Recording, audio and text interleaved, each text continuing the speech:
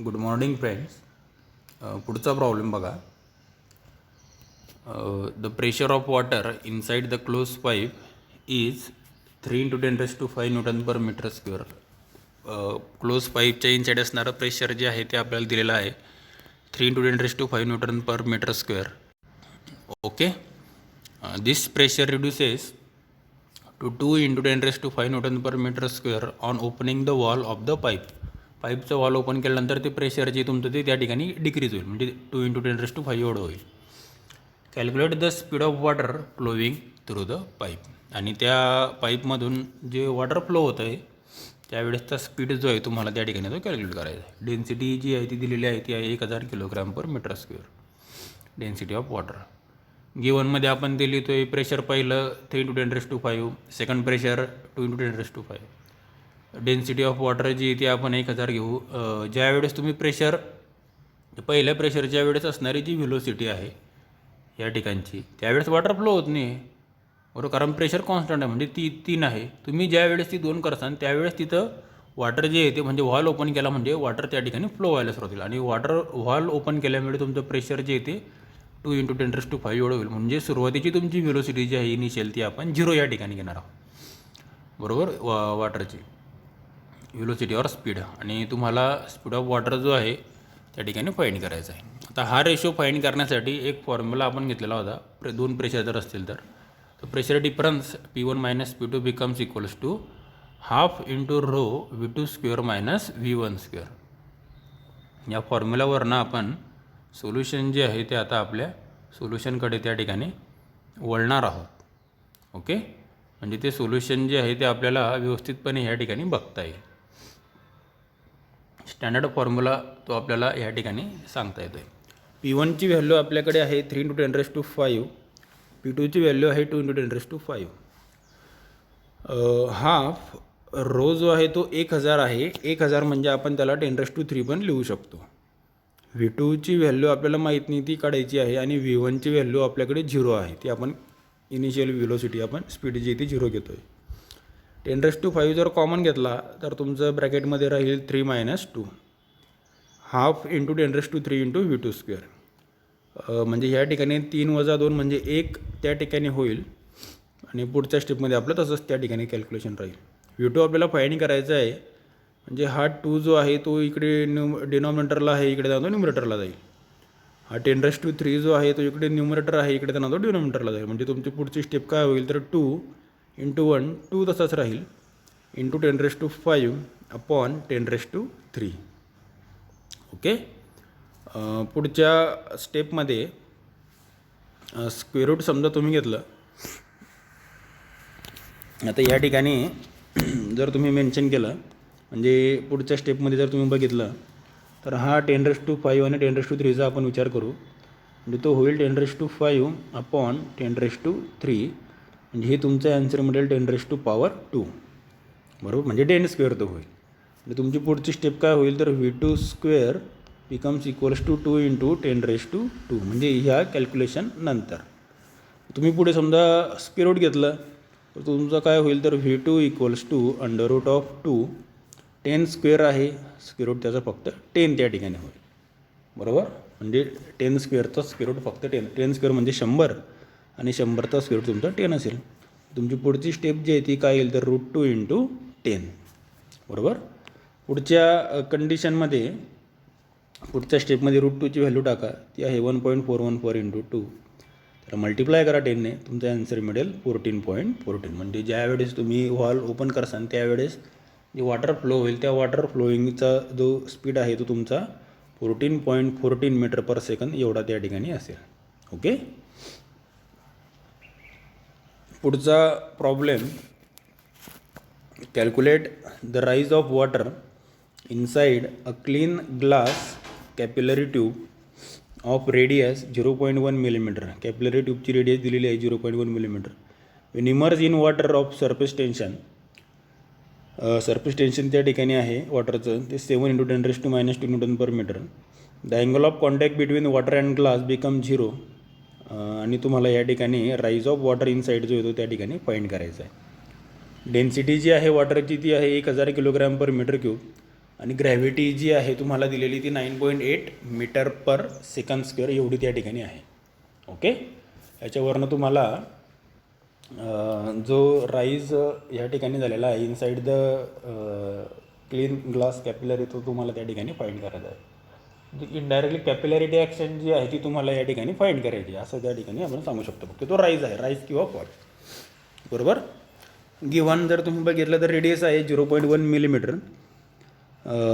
तिचं आपण कन्वर्जन मीटरमध्ये केलं तर ते 10⁻⁻⁴ मीटर होतील. सरफेस टेन्शन आहे 7 × 10⁻². थिटा आहे अँगल ऑफ कॉन्टॅक्ट तो आहे 0. डेन्सिटी जी आहे ती 1000 आहे. दिलेले ह्या सर्व टर्म आहेत. जी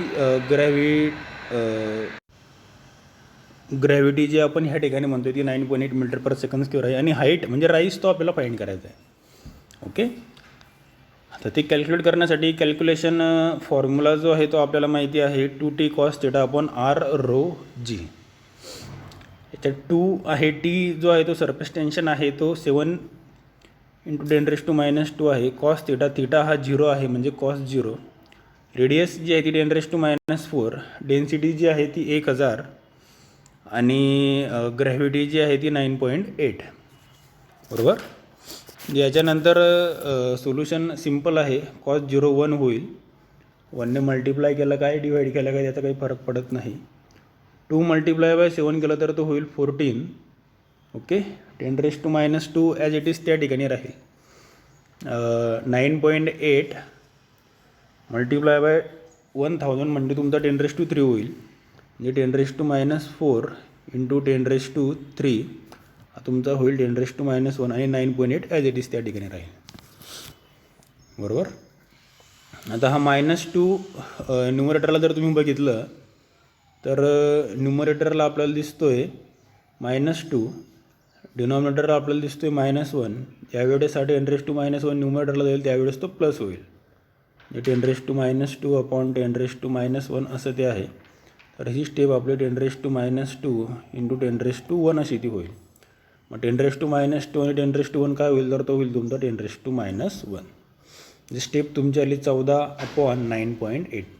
हा 10⁻1 जर 14ला मल्टिप्लाय केला तर तो तुमचा होईल 1.4. कारण 10⁻1 म्हणजे 0.1. बरोबर. मग 0.1 × 14 केलं तर तो होईल 1.4/9.8. आता 1.4 म्हणजे इनडायरेक्टली आपण याला 1.4/9.8 दोघी ठिकाणी एक अंकानंतरचा चान्स म्हणजे आपण डायरेक्टली 14/98 असं पण त्याला लिहू शकतो. बरोबर. हे जर केलं तर डायरेक्ट 14ने जर आपण 98 डिवाईड केलं तर ते आपलं होईल 1/7. तुमचा ॲन्सर असेल 1/7. याचं डिव्हायडेशन केलं किंवा रेसिप्रोकल घेतला तुम्हाला ती हाईट राईज जी झालेली आहे ती 0.143 मीटर एवढी त्या ठिकाणी झालेली आढळेल. ओके, म्हणजे कॅपिलरीमध्ये आढळणारी तुम्हाला ती राईज असेल. पुढचा problem. an air bubble of radius 0.2 millimeter is situated just below the water surface. An air bubble of radius 0.2 millimeter is situated just below the water surface. Calculate the gauge pressure. Gauge pressure आपल्याला find करायचं आहे. Surface tension त्यावेळेसची दिलेली आहे 7.2 × 10⁻². Bubble जो आहे रेडियसचा तो दिलेला आहे 0.2 मिलीमीटर. ओके, आणि त्याच्यावरनं तुम्हाला गेज प्रेशर जो आहे तो कॅल्क्युलेट करायचा आहे. बरोबर. म्हणजे या ठिकाणी रेडियस जी आहे ती आहे 0.2 मिलीमीटर एवढी रेडियस त्या ठिकाणी आहे. मग त्या रेडियसचा जर आपण ह्या ठिकाणी यूज केला 0.2 मिलीमीटर म्हणजे 0.2 × 10⁻³ मीटर. हीच टर्म आपण 2 × 10⁻⁴ मीटर अशी घेऊ शकतो. सरफेस टेन्शन जो आहे ते आहे 7.2 × 10⁻² न्यूटन पर मीटर. आणि गेज प्रेशर जो डेल्टा पीने आपण डिनोट करतो तो आपल्याला कॅल्क्युलेट करायचा आहे. ओके, मग कॅल्क्युलेशन करण्यासाठी फॉर्म्युला आपण घेतो डेल्टा पी = 2t/r. बरोबर. 2t/r सिम्पल फॉर्म्युला आहे गेज प्रेशरचा.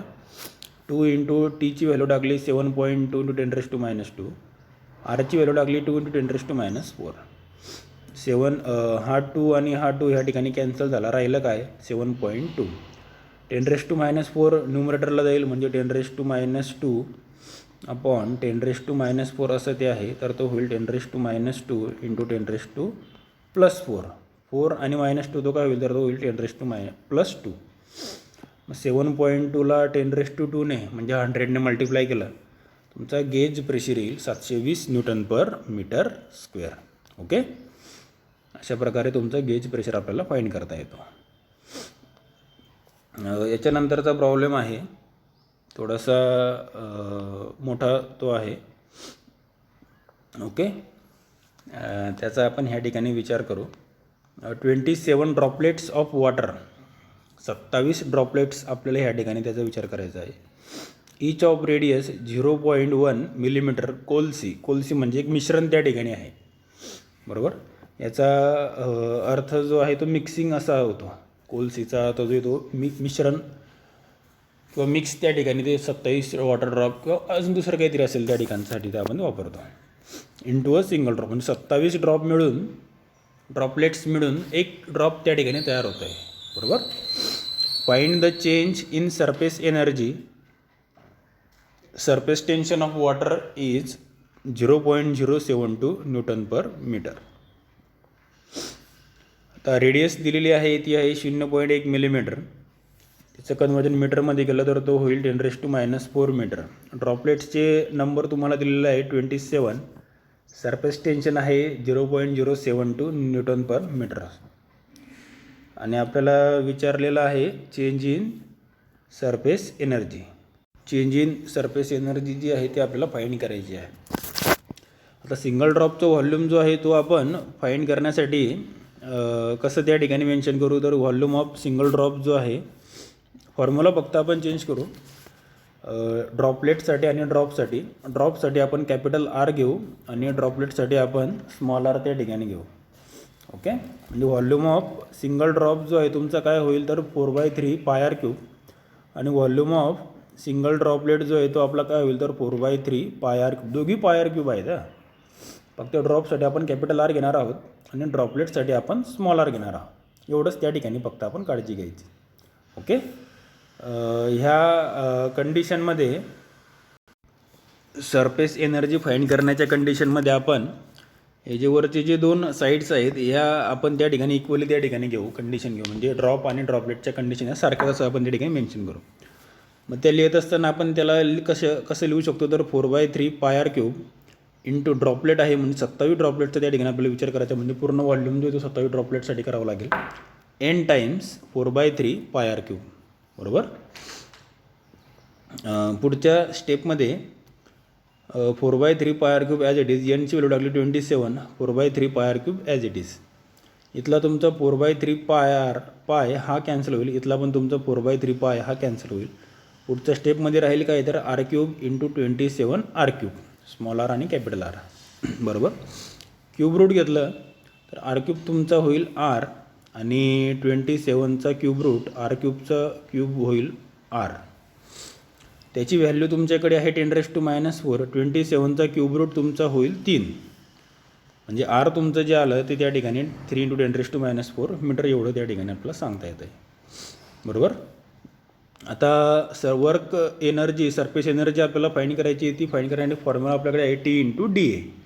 dA जो आहे तो चेंज इन एरिया आहे, T जो आहे तो सरफेस टेन्शन आहे, एरिया जो आहे तो ड्रॉप आणि ड्रॉपलेटमधला आहे, बरोबर. म्हणजे तो होईल तुमचा n × 4π small r² minus 4π r². Single drop आणि 27 ड्रॉपलेटचा या ठिकाणी विचार करायचा आहे. ओके, हे तुमचा फॉर्म्युला हा थोडासा T × dA जो आहे तो n 4π small r² minus 4π capital R² असा होईल. त्याच्यातून 4π आणि 4π हा आपण कॉमन काढला तर तुमची पुढची स्टेप होईल 4πt ब्रॅकेटमध्ये n × small r² minus capital R² असं त्या ठिकाणी राहील. ओके, आता ह्या ठिकाणी आपण 4ची व्हॅल्यू टाकू, पायची value T, n, small r आणि कॅपिटल R यांची व्हॅल्यूज त्या ठिकाणी पुटअप करू. सर्व व्हॅल्यूज पुटअप करून आपण आता सोल्युशनकडे त्या ठिकाणी वळणार आहोत. 4 ॲज इट इज, पायची व्हॅल्यू 3.14 टाकली, टीची व्हॅल्यू आपली आहे 0.072, एनची व्हॅल्यू आहे 72, स्मॉल आरची व्हॅल्यू आहे 10⁻⁴² आणि कॅपिटल आरची व्हॅल्यू आहे 3 × 10⁻⁴ ब्रॅकेट स्क्वेअर. यांचं सर्व गुणाकार केला तर तो तुम्हाला मिळेल 0.9043. ब्रॅकेटमध्ये आहे 27 गुणेला 10⁻⁴ स्क्वेअर म्हणजे 10⁻⁸. 3 × 10⁻⁴ स्क्वेअर म्हणजे 3चा वर्ग 9. 10⁻⁴² म्हणजे 10⁻8. बरोबर. ह्या सर्व ब्रॅकेटमध्ये 10⁻8 हा तुमचा सारखा आहे म्हणजे तो आपण कॉमन घेऊ. म्हणजे पुढच्या स्टेपमध्ये तुमचा आन्सर काय राहील तर 0.9043 इंटू 27 - 9 गुणेला 10⁻8. 27 - 9 म्हणजे 18. 18ने याला मल्टिप्लाय केलं तर तुमचं येणारं जे आन्सर आहे ते तुम्हाला